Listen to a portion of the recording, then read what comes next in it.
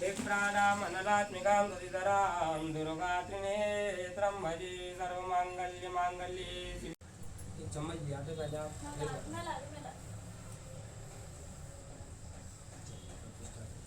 ओम भूर्भुवः स्वः अस्य मूर्तिमायां नमः। ओम नमो भगवते वासुदेवाय नमो नमः।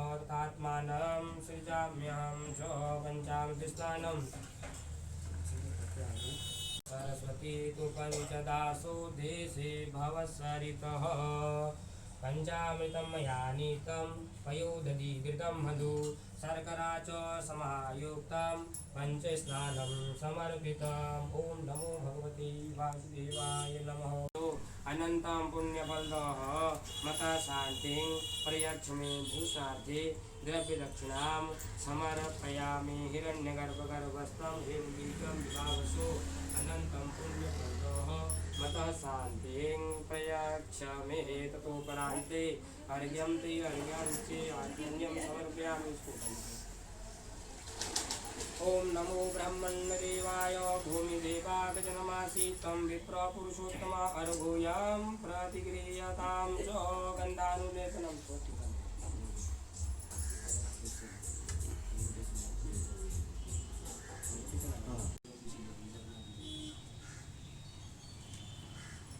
फूल और जल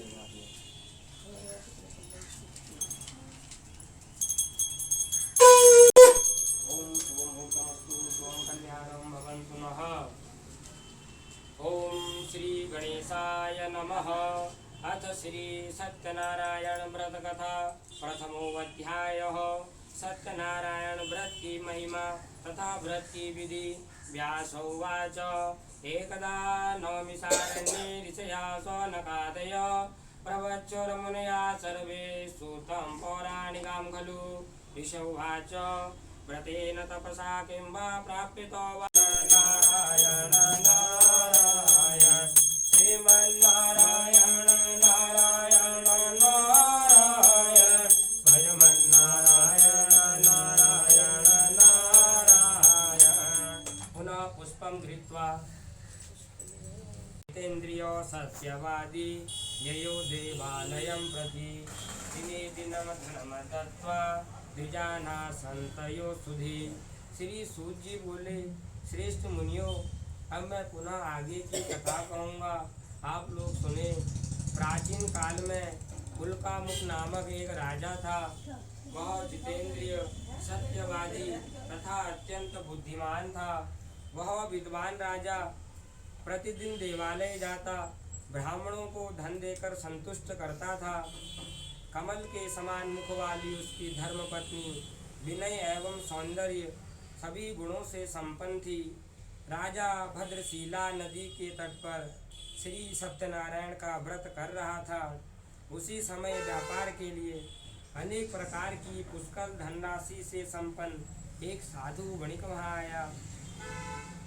भद्रशिला नदी के तट पर नाव को स्थापित कर वह राजा के समीप गया और राजा को उस व्रत में दीक्षित देखकर विनय पूर्वक पूछने लगा।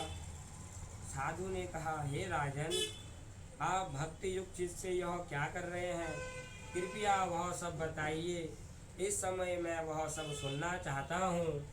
राजा बोले, हे साधु, पुत्र आदि की प्राप्ति की कामना से अपने बंधु बांधवों के साथ में अतुल तेज संपन्न भगवान विष्णु का व्रत एवं पूजन कर रहा हूँ। राजा की बात सुनकर साधु ने आदर पूर्वक कहा, हे राजन, इस विषय में आप मुझे सब कुछ विस्तार से बतलाइए। आपके कथानुसार मैं करूँगा। मुझे भी संतति नहीं है, इससे अवश्य ही संतान की प्राप्ति होगी। ऐसा विचार कर वह व्यापार से निवृत्त हो आनंद पूर्वक अपने घर आया। उसने अपनी भार्या से संतान प्रदान करने वाले इस सत्य व्रत को विस्तार पूर्वक बताया तथा जब मुझे संतान की प्राप्ति होगी तब मैं इस व्रत को करूँगा। इस प्रकार उस साधु ने अपनी भार्या लीलावती से कहा। एकस्मिन् दिवसे तस्या भार्या लीलावती सती गर्भणी सा भवत् तस्य भार्या मे नारायण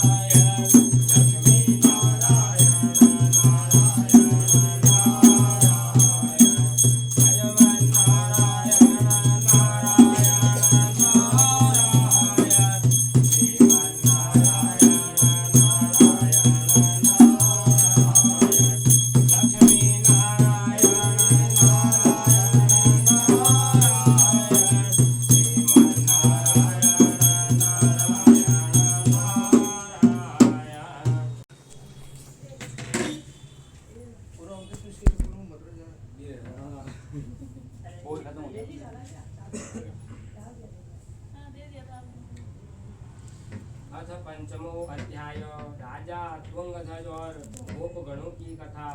सूत उवाच यथान्या च प्रवक्ष्यामि शृण्वन् मुनिसत्तमा आसे